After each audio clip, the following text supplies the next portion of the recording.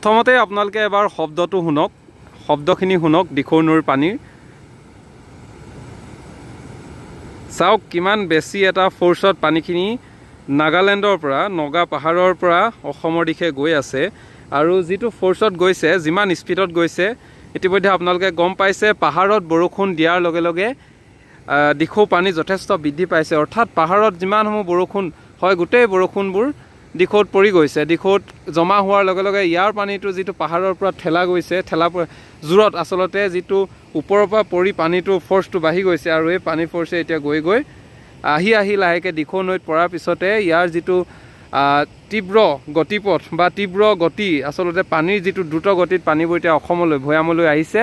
আৰু ভৈয়ামলৈ অহাৰ লগে লগে ইয়াৰ চাওক, এবাৰ ইয়াৰ চাউণ্ডটো শুনক।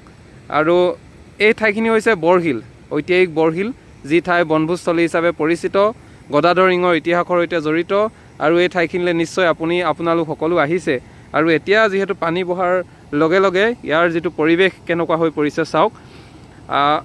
প্ৰকৃতি যিমান ভাল লাগে, প্ৰকৃতি কিন্তু খং উঠিলে বা প্ৰকৃতিৰ যিটো ৰুদ্ৰ ৰূপ, সেই ৰূপ দেখিলেও যথেষ্ট ভয় লাগে। এতিয়া আমি যি দেখিছোঁ, যিটো শব্দ ওলাইছে ন, শুনিবলৈ আচলতে বহুত ভয় লগা।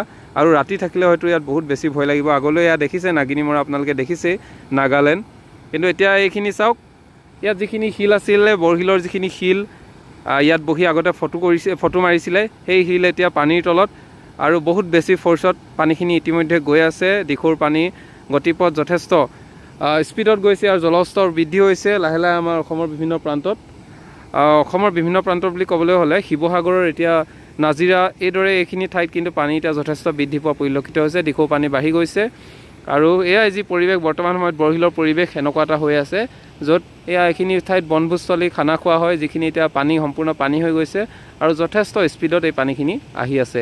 ইয়াৰ পৰিৱেশ এতিয়া বৰশিলৰ পৰিৱেশ বৰ্তমান এনেকুৱা, আমি কাকো অনুৰোধ নজনাওঁ এই পৰিৱেশ আপোনালোকে চাবলৈ আহক বুলি, কাৰণ এতিয়া যথেষ্ট খঙত আছে যেন অনুভৱ হয় দিখৌখন। আৰু দিখৌখনক যি কষ্ট দিয়া হৈছে বা খন্দা হৈছে বা যিমান কষ্ট দিয়া হৈছে, এই পৰিৱেশক লৈও দিখৌখনে হয়তো যথেষ্ট আমাৰ ওপৰতে ক্ষোভ আছে। তেওঁ কিমান খন্দা হয়, খৰালি অহাৰ লগে লগে দিখৌত শিল খনন কৰা হয়। আৰু ইয়াৰ পাছতে এতিয়া যি পৰিৱেশ বা ইয়াৰ নান্দনিক দৃশ্য, নাগালেণ্ড, অসম লগতে দিখৌৰ জলস্তৰ বৃদ্ধি পাইছে, এই পৰিৱেশখিনি সঁচাই মনোৰম। আৰু আপোনালোকক দেখাবলৈ চেষ্টা কৰিছোঁ। ইমান এটা সুন্দৰ পৰিৱেশ বিৰাজ কৰিছে, কিন্তু তাৰ মাজতে দিখৌ নৈৰ যি শব্দ, এই শব্দই কিন্তু এটা বিশেষ পৰিৱেশৰ সৃষ্টি কৰিছে।